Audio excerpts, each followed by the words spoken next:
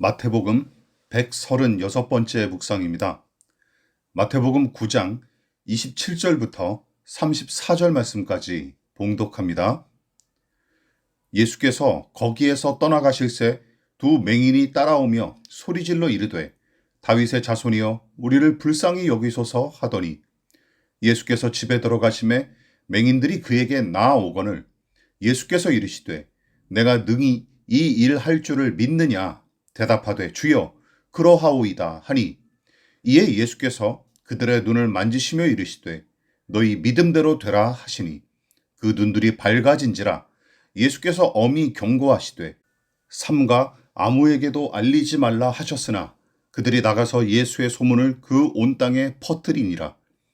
그들이 나갈 때에 귀신 들려 말 못하는 사람을 예수께 데려오니 귀신이 쫓겨나고 말 못하는 사람이 말하거늘 무리가 놀랍게 여겨 이르되 이스라엘 가운데서 이런 일을 본 적이 없다 하되 바리새인들은 이르되 그가 귀신의 왕을 의지하여 귀신을 쫓아낸다 하더라.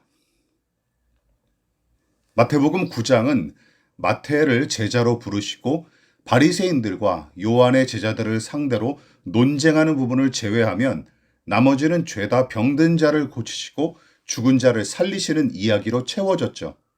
중풍병자와 하열병에 걸린 여인을 고치시고 한 관리의 죽은 딸을 되살리셨을 뿐만 아니라 27절부터 34절까지는 시각장애인 두 사람과 귀신이 들려 말 못하는 사람을 고치신 내용입니다.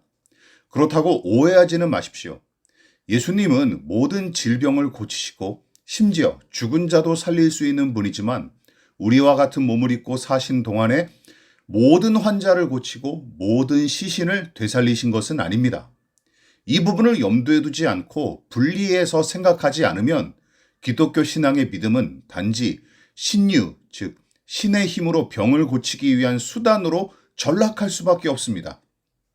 그래서 신실한 믿음에 대한 보상으로 신유의 기적이 항상 나타날 거로 호도하면서 이것을 교리처럼 떠받드는 교단도 있습니다. 물론 본문에 기록된 치유와 회복의 기적은 예수님의 신성과 권능을 분명하게 드러내고 증명하는 사건이죠.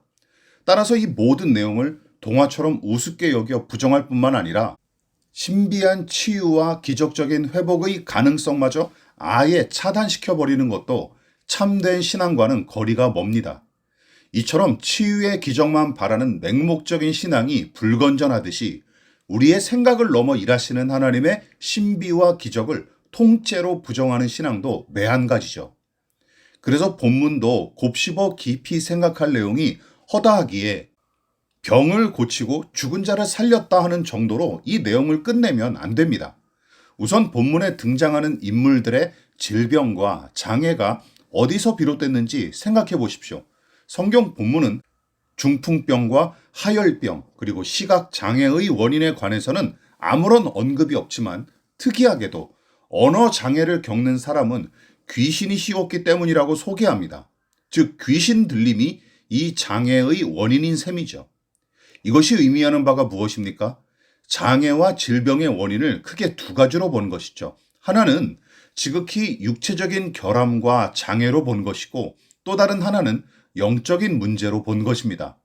물론 두 가지 요인이 복합적으로 작용하는 경우도 많죠. 다만 강조하고 싶은 것은 이것입니다. 이 부분도 극단으로 치우쳐서 해석하지 않기를 바라는 것입니다. 그러니까 이런 것이죠. 몸이 아프고 마음이 힘들면 의사부터 찾아라. 기도할 것조차 없다. 하면서 영적인 필요를 마냥 등한시하는 것이 기독교 신앙의 신비를 외면하고 부정하는 태도인 것처럼 의사나 병원 따위 다 소용없다. 병원비 낼 돈이 있으면 차라리 하나님께 헌금하고 기도해라. 얼마든지 낫게 해주실 테다 하면서 상식적인 조치를 불신앙처럼 취급하는 것은 하나님의 권능과 권세를 인정하기는커녕 도리어 주의 영광과 은혜에 먹칠하는 몰상식하고 비성경적인 작태에 불과합니다. 잦은 질환으로 고통을 겪고 있었던 디모데에게 포도주를 마시도록 권면했던 바울이 교인들을 위해서도 또 힘써 기도하기를 그에게 신신당부했던 것도 기억하십시오.